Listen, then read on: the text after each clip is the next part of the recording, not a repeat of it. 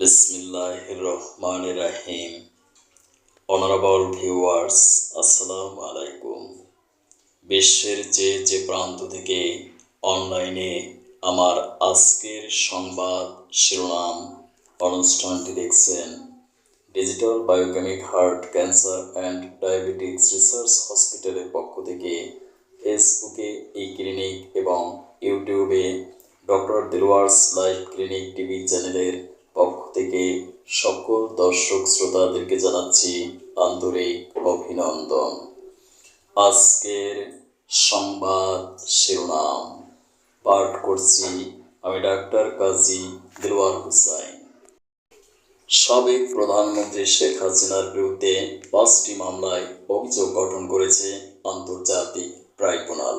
গণভবনে বসে উস্কানিমূলক বক্তব্য দেওয়া, হেলিকপ্টার থেকে মারণাস্ত্র ব্যবহারের নির্দেশ, আবু সাইদকে গুলি করে হত্যা, আশুলিয়ায় 6 মরদেহ পোড়ানো, চানখারপুলের শহীদ আনাস সহ 6 জনকে হত্যা। আগামী সোমবার চূড়ান্ত রায় ঘোষণা করবে আদালত। শেখ হাসিনার মামলার রায় ঘিরে চোরাগুপ্তা হামলা ও অগ্নিসংযোগ ছড়াচ্ছে আতঙ্ক। দীর্ঘমেয়াদী সহিংসতার সংখ্যা বিশ্লেষকদের।